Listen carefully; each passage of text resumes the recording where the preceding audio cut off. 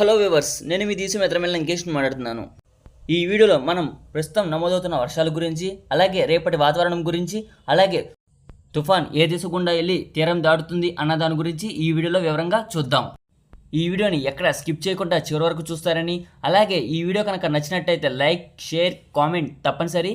కొత్త వాళ్ళైతే మన ఛానల్ని సబ్స్క్రైబ్ చేయండి, అలాగే పక్కనే ఉన్నటువంటి బెల్ సింబల్ని క్లిక్ చేయండి. ఈరోజు మార్నింగ్ అప్డేట్ ఇచ్చిన ప్రకారం ఈరోజు సాయంకాలం సమయంలో వర్షాలు అనేవి నమోదవుతాయని చెప్పడం జరిగింది. ఆ విధంగానే వర్షాలు అనేవి గత 2 గంటల క్రితం నుంచి అల్లూరి సీతారామరాజు, అలాగే కొత్తగూడెం, ఏలూరు, అలాగే రంపచోడవరం పరిసర ప్రాంతాలు వర్షాలు అనేవి నమోదవుతున్నాయి. ప్రస్తుతం ఈ వర్షాలు అనేవి ఏలూరు జిల్లాలోకి విస్తరించే అవకాశాలు అయితే కనిపిస్తున్నాయి. ఈ వర్షాలు అనేవి మరి కొన్ని గంటల్లో అలాగే కృష్ణా, గుంటూరు, అలాగే ప్రకాశం, విజయవాడ జిల్లాలోకి విస్తరించే అవకాశాలు అయితే ఈరోజు రాత్రి లేదా అర్ధరాత్రి సమయంలో విస్తరించే అవకాశాలు అయితే ఎక్కువగా కనిపిస్తున్నాయి. ప్రస్తుత వాతావరణం చూస్తుంటే వర్షాలు అనేవి నమోదయ్యే అవకాశాలు అయితే కనిపిస్తున్నాయి. ఎప్పటికప్పుడు వాతావరణ సమాచారాన్ని యూట్యూబ్ కమ్యూనిటీలో అందిస్తాను. మరోవైపు నిజామాబాద్, ఆదిలాబాద్, భద్రాద్రి కొత్తగూడెం జిల్లాలో ఉరుములు మెరుపులతో వర్షాలు అనేవి ప్రస్తుతం నమోదవుతున్నాయి. రేపటి వాతావరణ విషయానికి వస్తే రేపు మార్నింగ్ సమయంలో ఆకాశం మేఘావృతమై ఉదయం 10 గంటల వరకు నమోదవుతుంది. తర్వాత 10 గంటల నుంచి యథావిధిగా ఎండల తీవ్రత అనేది ఆంధ్రప్రదేశ్ అలాగే తెలంగాణ రాష్ట్రంలో ఎండల తీవ్రత అనేది అధికంగా నమోదవుతుంది. ఎక్కడ రేపు వర్షాలు అనేవి చాలా తక్కువ చోట నమోదవుతాయి. పై మ్యాప్ చిత్రం ప్రకారం మనం గత వీడియోలో చెప్పిన విధంగానే నైరుతి బంగాళాఖాతంలో ఒక అల్పపీడనం ఏర్పడి ఉంది అని చెప్పడం జరిగింది. ఆ విధంగానే ఈ అల్పపీడనం అనేది రాబోయే రోజుల్లో ఈ అల్పపీడనం అనేది వాయుగుండంగా మారి మరి ఈ వాయుగుండం మరింత బలపడి తుఫాన్గా మారే అవకాశాలు ఉన్నాయి అని గత వీడియోలో మనం చెప్పడం జరిగింది. ఈ తుఫాన్ మే 26వ తేదీన బంగ్లాదేశ్ వైపుగా తీరం దాటే అవకాశాలు అయితే పూర్తిగా కనిపిస్తున్నాయి. వాతావరణంలో ఎటువంటి మార్పు వచ్చినా, అలాగే ఆ తుఫాన్ యొక్క దిశను ఏ విధంగా నమోదవుతుంది అన్న దాని గురించి ఒకసారి వివరంగా చూద్దాం.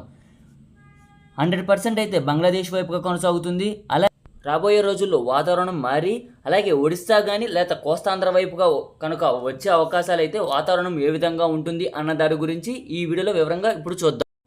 ఈ తుఫాన్ యొక్క గమనము బంగ్లాదేశ్ వైపుగా కనుక కొనసాగితే ఆంధ్రప్రదేశ్లో ఉన్న తేమగాలులన్నీ బంగ్లాదేశ్ వైపుగా లాక్కెళ్ళడం అనేది తుఫాన్ ప్రభావంతో జరుగుతుంది. ఆ విధంగా మన ఏపీలో ఉష్ణోగ్రతలు అనేవి అధికంగా నమోదవుతాయి. 35 నుంచి 39 డిగ్రీలు కొన్ని భాగాల్లో, 39 నుంచి 45 డిగ్రీల ఉష్ణోగ్రతలు అనేవి కొన్ని భాగాల్లో నమోదయ్యే అవకాశాలు అయితే కనిపిస్తున్నాయి. ఈ తుఫాన్ బంగ్లాదేశ్ వైపుగా కొనసాగితే కనుక ఇలాంటి వాతావరణం అనేది కొనసాగుతుంది. ఈ తుఫాన్ దిశ మార్చుకుని కోస్తాంధ్ర వైపుగా వచ్చే అవకాశాలు ఉంటే కనుక ఈ నెల చివరి వారంలో వర్షాలనేవి ఉత్తరాంధ్ర అలాగే మధ్యాంధ్ర జిల్లాలో వర్షాలనేవి నమోదయ్యే అవకాశాలు అయితే కనిపిస్తున్నాయి. లేదు మరి ఒడిస్సా వైపుగా వచ్చే అవకాశాలు ఉంటే కనుక ఈ నెల చివరి వారంలో జల్లుల వర్షాలు అనేవి నమోదవుతాయి. ఆ విధంగానే ఉక్కపోత అనేది అధికంగా నమోదవుతుంది.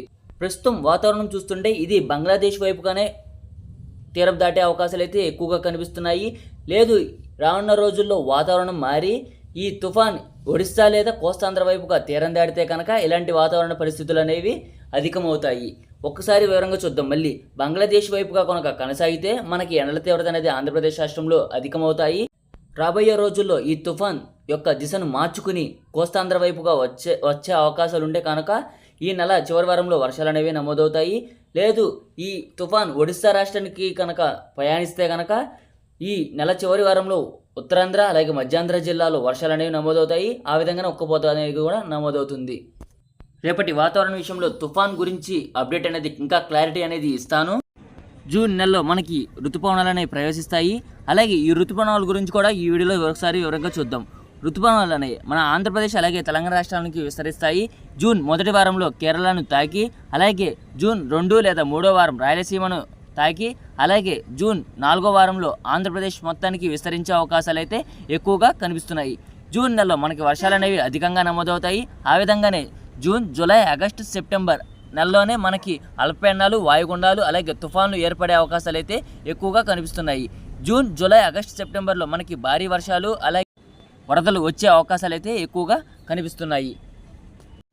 జూన్ చివరి వారానికి ఈ నైరుతి ఋతుపవనాలు ఆంధ్రప్రదేశ్ మొత్తం విస్తరించే అవకాశాలు అయితే ఎక్కువగా కనిపిస్తున్నాయి. అలాగే వర్షాలు కూడా నమోదవుతాయి. ఈ వీడియో కనుక మీకు నచ్చినట్లయితే లైక్, షేర్, కామెంట్ తప్పనిసరి.